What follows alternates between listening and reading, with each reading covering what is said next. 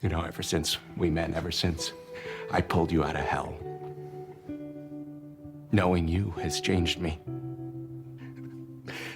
Because you cared, I cared.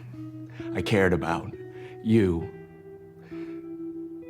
I cared about Sam, I cared about Jack. But I cared about the whole world because of you.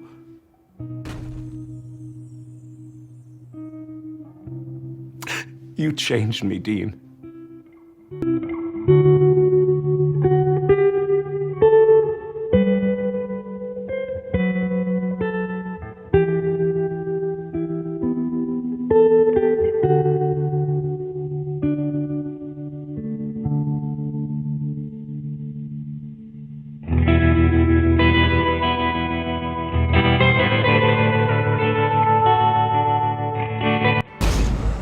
She's gonna get through that door.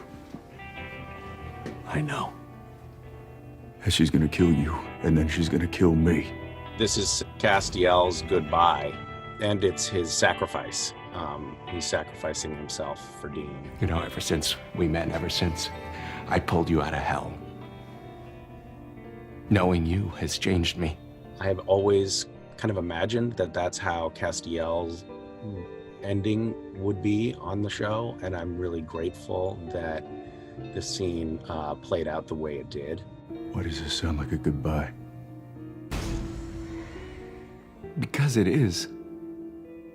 That night of shooting was really, really emotional, and it was my last day of shooting on Supernatural.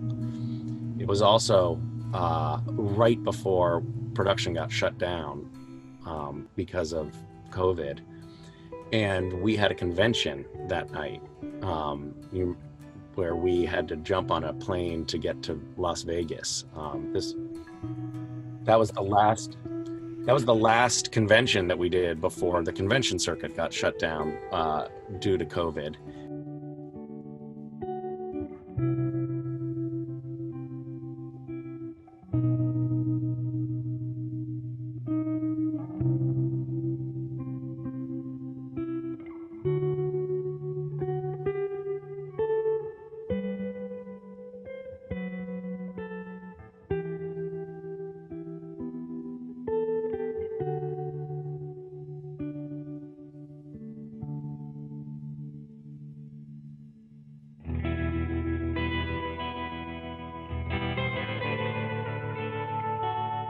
And it was kind of cuspy at that moment. Like, are they gonna have this convention happen or not? Is it too dangerous with COVID? And we were just like right on that edge. But in the end, they decided to move forward with the convention.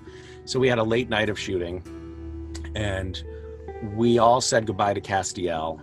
I said goodbye to the crew, and it was a lot. It was a lot. Like the scene was very emotional, and people were crying on set because the scene itself was emotional. But there were also tears on set because everybody was saying goodbye. And then we got on. They had chartered a flight for us, and because we had a very tight window to get to the convention, and it was a late night of shooting. And we got on the flight and we toasted again as we took off, and we were about 10 minutes into the flight when there was a huge explosion and a rattling sound and a flash of light, and one of the engines had literally exploded and like twisted, gnarled metal, and there was a shuddering and shrieking of the airplane, and we banked around and we flew back to Vancouver. And they had, I don't know, 5 or 6 fire engines waiting for us on the tarmac. And as we were coming back in, the plane was shuddering, and there was this like screaming sound coming off the wings. And as we got close to cell reception, we all texted like, tell the kids I love them, because we didn't know if we were gonna live. And that night was just it was so unbelievably fraught with emotion. Saying goodbye to Castiel, saying goodbye to the crew, and then also literally saying goodbye to our families. It was super, super intense. So that night really stands out to me. Don't do this, Cass.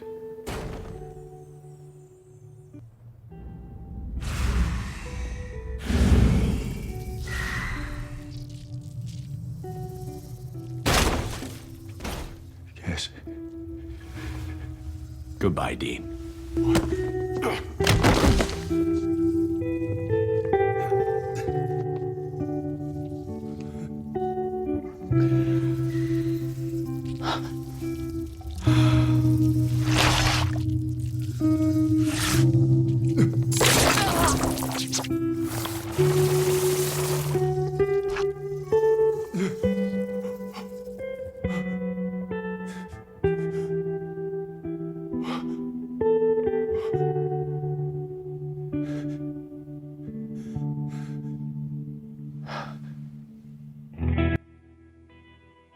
Hi, Misha. What was your best memory of your last day on the Supernatural set? Well, I don't know. Everyone was being really sweet. You know, there were a lot of tears from the crew and the cast. Everybody was just like, it was. So my last day on set, my last scene was the last. It was the last scene. The last scene that I shot as Castiel was the last scene of the day on a Friday, and me and Alex and Richard Speight and Jensen, we all had to get to Las Vegas for a fan convention, a creation convention that was the next morning. So we shot it late into the night. I think we finished around maybe 1:30 or something like that, and it was very teary. It was Cass's goodbye, but it was also my goodbye to the show. And then we had to get a chartered flight because I had to be working early in the morning, relatively early in the morning at the convention. And the only way we could get there on time was on a chartered flight. So we got on this plane at 1:30 or 2 o'clock in the morning, and we took off, and we got about 15 minutes into the flight, and there was this flash of light and a huge shattering boom sound, and one of the engines on the plane, one of the jet engines on this plane exploded, literally exploded. And then the plane started just shuddering and screaming and shaking, and we had to circle back, and it was about 20, we had to circle back, and the plane was just shaking. I mean, it was like a jet that was shaking. It was really scary. And as we circled back to the Vancouver airport, the pilot had to kill a little time and flew out over the ocean and flew back because he had to wait for the emergency crews, the fire engines and stuff, for the emergency landing to show up on the tarmac. And when we finally came down at low enough elevation as we were coming in for a landing that we could pick up cell towers again, we were all texting tell the kids I love them, because we didn't know if we were gonna crash when we landed. And it was such a strange night, because I said goodbye to Supernatural, said goodbye to Castiel, and then later in the night said goodbye to my kids.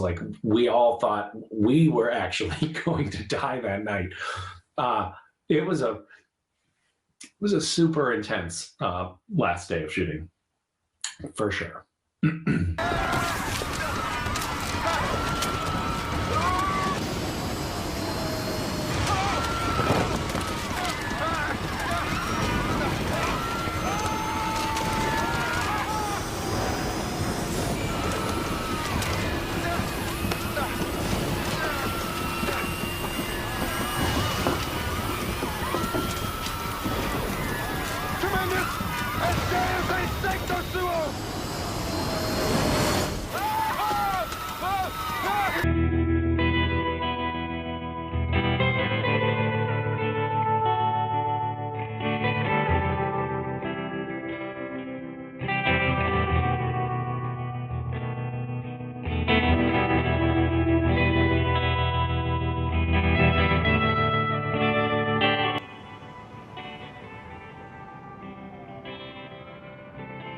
Cass, is that really you? No. You're dead. Yeah, I was. But then I annoyed an ancient cosmic being so much that he sent me back. I don't even know what to say.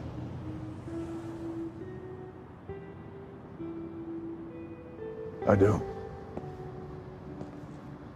Welcome home, pal. All right, it's time for plan B. We're getting on that plane. Well, now just hold on a second. Dean, that plane is leaving with over 100 passengers on board. And if we're right, that plane is gonna crash. I know. Well, okay, then we're getting on the plane. We need to find that demon and exorcise it. Look, I'll get the tickets. You just go get whatever you can out of the trunk. Whatever will make it through security. Meet me back here in 5 minutes. Are you okay? No, not really. We had a very late night of shooting last night, followed by a sort of catastrophic airplane malfunction that led to an emergency landing and fire trucks and no sleep whatsoever. So you'll have to bear with me as I sort of get melancholy about the fact that the show is ending. We had a very emotional. We had a very emotional scene that we shot last night. We're starting the process on the show of saying goodbyes, and it's really hard. Okay, that's all. I just wanted to have a little bit of therapy with you. What? What's wrong? Well, I kind of have this problem with, Flying? it's never really been an issue until now. You're joking, right? Do I look like I'm joking? Why do you think I drive everywhere, Sam? All right, I'll go. What? I'll do this one on my own. What are you, nuts? You said it yourself, the plane's gonna crash. Oh, it's been a weird, it's been, as I'm sure a lot of you know, and I think probably Misha and whomever else have been speaking about it, but I'm sure it's... Yeah, what do you know?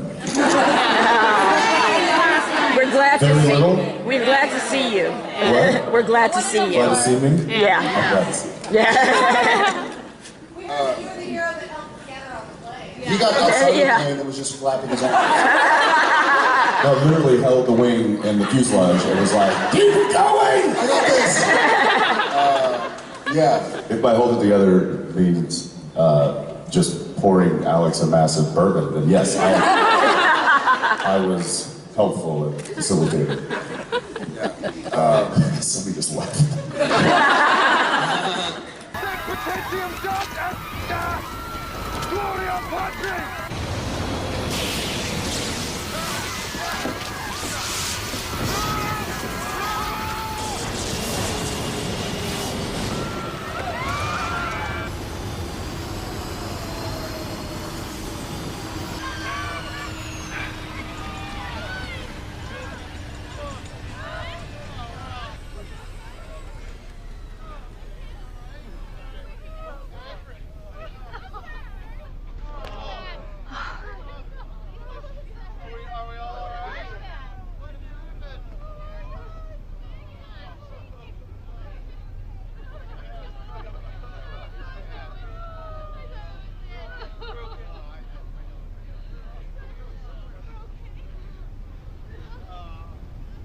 But I do have to ask about the elephant in the room. What the hell happened with Jared's plane?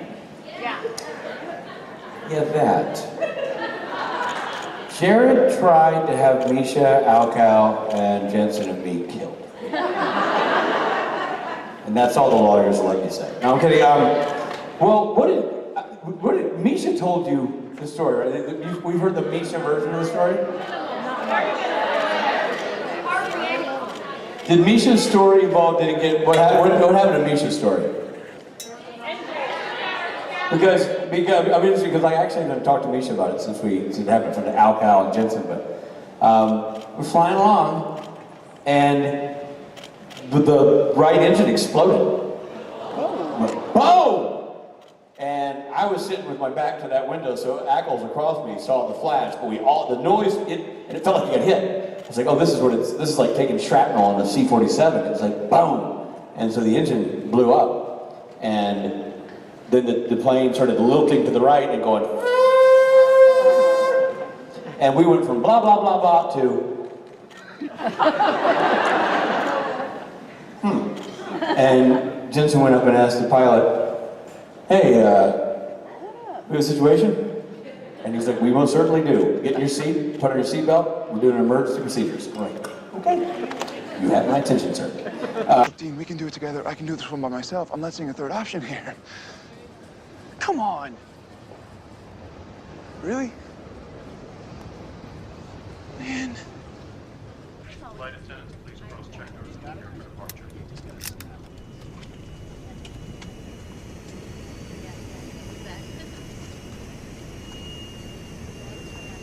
Just try to relax. Just try to shut up. And then we sat there and sat across from each other, Al, Jensen, Misha, me, and sort of was like, and Cliff was there in the back, and we just kind of were there, trying to go, all right, just gonna do this is gonna be cool, we're gonna be cool, move while the pilot did the maneuver expertly, by the way, obviously, made the U-turn, and landed the plane safely back at YVR. They said we're going to make an emergency landing. They obviously did some talk on the radio and then announced to us that we're going to go back to Vancouver. There was no spot to do it between where we were and Vancouver. It was appropriate for this kind of landing. So we made the U-turn and back we went. And so at one point, you know, and I'm sure the pilots were not as nervous as we were. At that point, we're not having a dialogue with them. They're obviously doing their job. But it was definitely one of those things where it was a moment.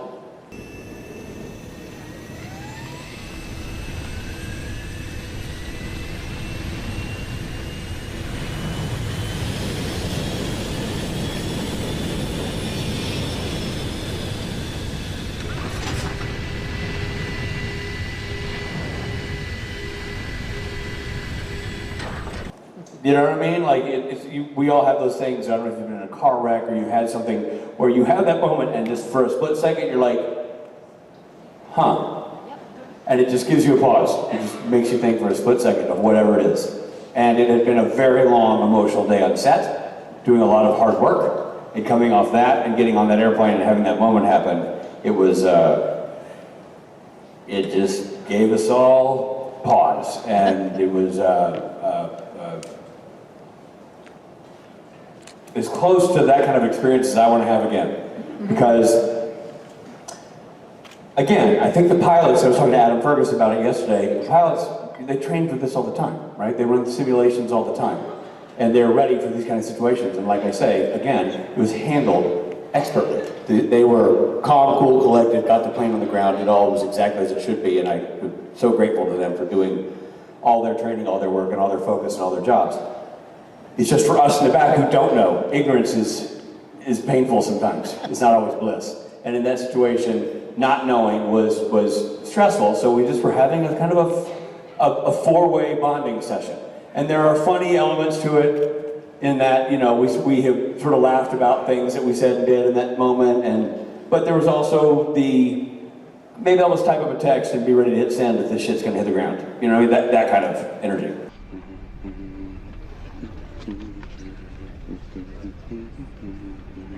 You humming Metallica? Calms me down. Look, man, I get you're nervous, all right, but you gotta stay focused. Okay. I mean, we got 32 minutes and counting to track this thing down, or whoever it's possessing anyway, and perform a full-on exorcism. Yeah, on a crowded plane, that's gonna be easy. Just take it one step at a time, all right?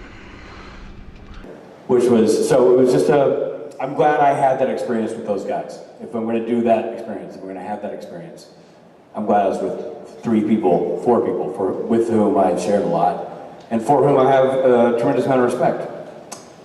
The only bummer would be that the headline would be Jensen Ackles, Misha Collins, and friends died in a plane crash. And when you dug deeper into the article, it would say Alex Calvert and Rob Benedict were also on the plane. And even in death, they were confused. Yeah, I mean, I feel like I tell that story and it sounds really serious, but I think it's only because I'm rarely serious. At the end of the day, it was an experience. I'm glad we had the experience.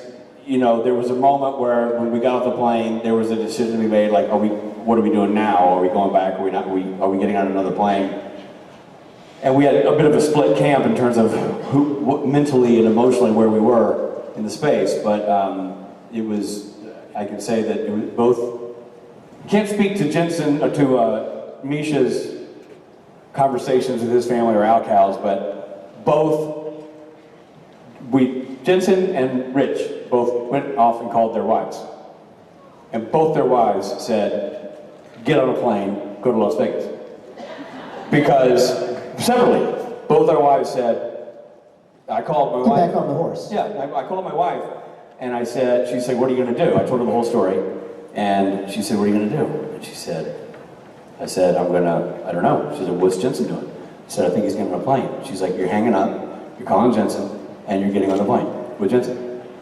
Which was not the answer I expected. And I called Jensen, and he's like, Daniil said the same thing. Didn't you see that coming? Come on, that can't be normal. Hey, it's just a little turbulence. Sam, this plane is going to crash, okay? So quit treating me like I'm freaking Thor. You need to calm down. Well, I'm sorry, I can't. Yes, you can. Dude, Stowe, the touchy-feely self-help yoga crap, it's not Listen, helping. if you're panicked, you're wide open to demonic possession, so you need to calm yourself down right now.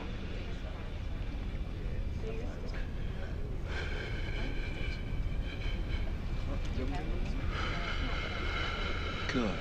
You know, don't let anxiety win the day, because this happens. It was solvable. The plane did what it was supposed to do. The pilots did what they were supposed to do, and I'm standing on a convention stage in Las Vegas, Nevada, telling the story. So, that, you know, that's the story. That is the story for now, and it'll get funnier when I tell it again later. Thank you. So, just so glad you're all right, man. That would have been... I am too, and I wanted a big effing bummer. Oh, man. Boy, it would really boned photo ops.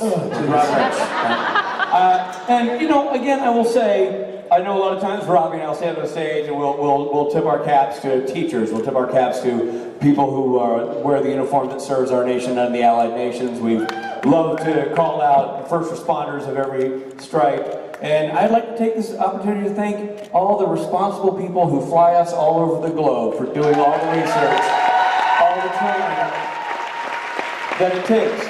Because we came off the plane and we were all having a calming beverage. All reports say that it was a very, very healthy beverage. Healthy pour. Well, we got it out. Ackles like,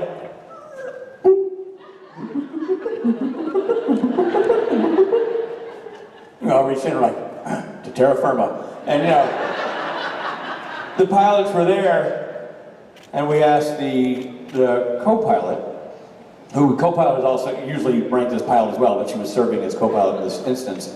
I'm like, has that ever happened before? She says, no, I've never had that happen on that plane. I said, but in simulations, you always train for that. She goes, and in simulations, we train for it, and it's not just that. In simulation, that engine goes, pressure drops, landing gear won't come down. Like, we deal with multiple things in a simulation. So she goes, even though you never wanted to have in real life, this was one problem with two people dealing with it. You can do that. So, you know, the simulations that they go through are far worse than most of the events that really occur. Anyway, if you are in the air traffic or piloting field, thank you for keeping us in the air, all of us, all over the world every day. I appreciate it very much. And that night was just it was so unbelievably fraught with emotion. Saying goodbye to Castiel, saying goodbye to the crew, and then also literally saying goodbye to our families. It was super, super intense. So that night really stands out to me. Goodbye, Dean. Thanks for watching Wayward Winchester. Subscribe for more awesome Wayward content. Till next time, as always, no chick flick moments. Peace.